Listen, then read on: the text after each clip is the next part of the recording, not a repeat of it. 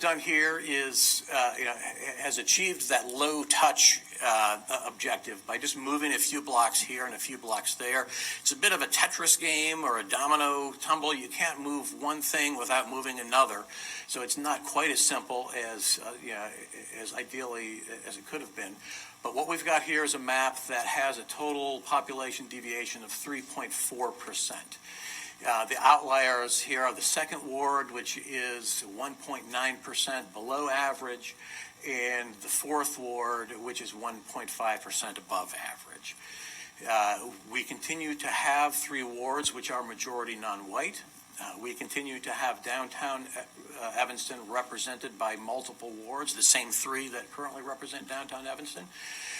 And just as a tally of minimizing voter impact, the number of residents that would be shifted from one ward to another under this map is just over 4,500. So I'll open the floor to discussion of this map in just a second. For the record, here are the demographics. We still maintain wards 2, 5, and 8 as majority non-white. Here's a glance of these maps side by side to just kind of emphasize that we have taken this light touch approach. Our planned process moving forward, after the council discussion tonight, is to continue receiving public feedback via an online mechanism, which, if it's not set up now, will be set up very soon, and then discuss public feedback at the April committee meeting, which is scheduled for April 25th. We've allowed ourselves another month to take public input into account and do any remapping that we see fit. And then at the May 23rd meeting of the redistricting committee, the intent is to propose a final map for formal recommendation to council, which would then be approved by city council in June or thereabouts. So the map we're looking at tonight is, let's call this a draft map, subject to additional comment. This is not the map we are proposing for formal approval tonight. That will come in a couple months. I will point out that this is almost as soon as reasonably can be expected. We didn't want to rush through this process prior to the special election in April. That would have been really confusing to people. But we wanted to get this done sooner rather than later. State law gives us a deadline of mid-November of 2024. So we are, well ahead of the state guidelines. Question, Mr. Mayor? Yeah. Yeah. And on par with the 2003 map, 3 years after the census was when the new map was released. So with that, I will open the floor for discussion and questions. And Mr. Mayor, I'll turn the chairmanship back to you. Thank you very much. Councilmember Reed, followed by Harris. Yeah, thank you. This is a referral that I made, but I can't imagine a better chairperson for the role. So thank you, Councilmember Nusma, for your truly impressive leadership on this. I serve on the committee. I proposed an alternative map. I gave up that battle. I still support somewhat of an alternative map. I think we'll have more time on committee to have those discussions. I did get a chance to look at the maps that Carl Klein provided. I'm really interested in looking at it. The thing that I think was most limiting for myself was the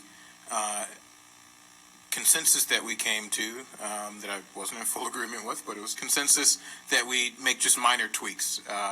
And I do think there is some room to make larger tweaks. Particularly, I'm thinking about my ward, the ward that I represent, the 8th ward, which is an extremely diverse ward. I mean, one, it has the city's largest black population, but we also have a very strong, pretty much half of the ward that is comprised of single-family homes, and is not as diverse as other parts of the ward. And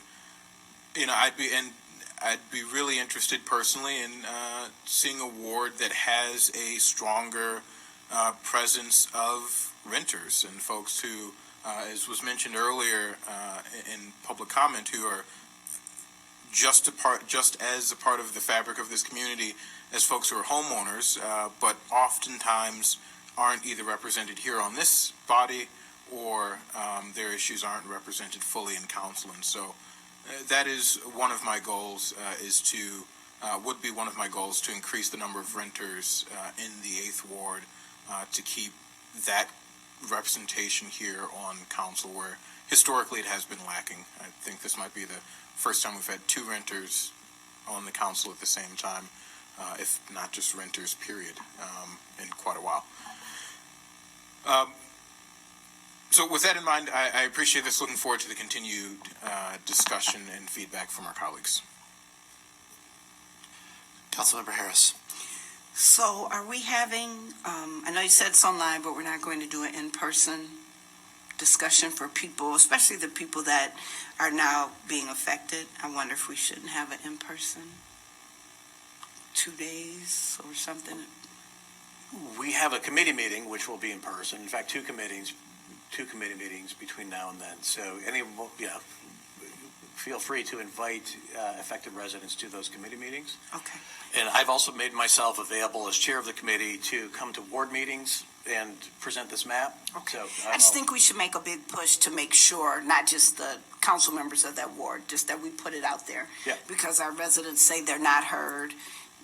I believe that they are, but I think when looking at this map, and I'll pay close attention, and maybe I will send emails to those that the changes would most definitely affect. And then I was wondering if you could go back to the photo that had the side-by-side comparison. I didn't get to take a picture. it's all in our packet. I know, but I wanted to. Thanks.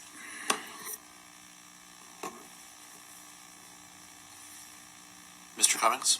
I just wanted to, Councilmember Harris raised a good point. I just wanted to point out that after May 11th, all of our meetings will need to be in person.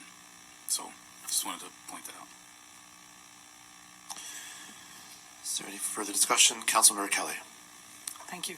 Jonathan, can you tell us those dates of the next, are those up there? So the next 2 committee meetings are the 25th and the 23rd. So those would be April 25th and May 23rd, the opportunity for the public. Yeah. Great. And can you, with regard to our being above the guidelines, it was really just between 2 wards, right, that were above the guidelines, between 3 and 9, correct? Those were the outliers. Like the total deviation is defined by definition, the smallest and largest. So those are 2 wards. But I mean, because of that deviation, that's what Right. really triggers us to do that, because of the deviation between 3 and 9. 3 was definitely, here are the numbers here, but 3 was definitely the outlier, almost 12% above average. 9 was almost 9% below average, but, look at the others. 5th Ward was 8% below average. 1st Ward was well below average. So we have to look at the whole picture here. It's not just driven by 1 or 2 wards. Theoretically, if what you're suggesting is if there were a way to move some territory from the 3rd Ward, to the 9th Ward, the math would work out, but we'd be, violating, the natural and man-made boundary in this I mean, we case. do that anyway in other parts. I'm just wanting to point that out, that it could be resolved that simply by moving some of 9 into the 3rd. We do cross the tracks in other places. And I also want to thank Carl Klein for presenting. I think those maps are really worth looking at. I agree, and I really thank him for his work on that. I also want to point out, and I know we all agreed to this, but ideally, really, this sort of a committee should be a third party, right? I mean, I know we didn't have time, and this is where we're doing it, but really, in principle, a redistricting committee should not be made up of council members, right? I mean, ideally.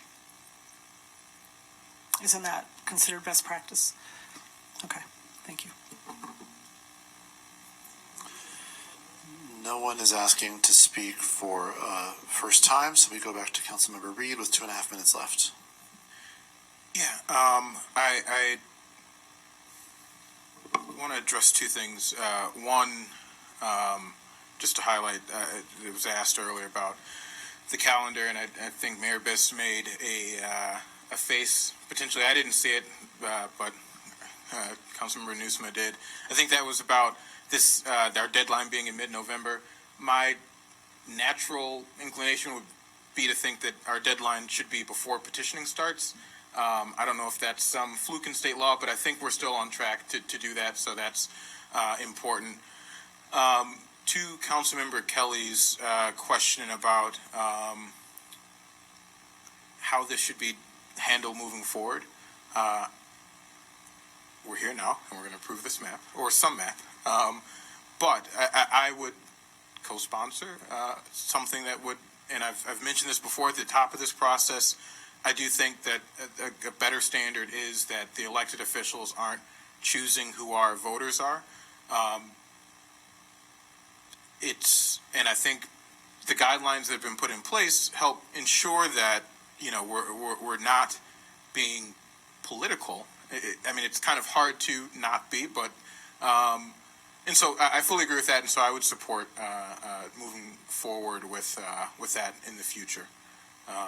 But I think this map helps curtail some of those concerns, or this process, I should say.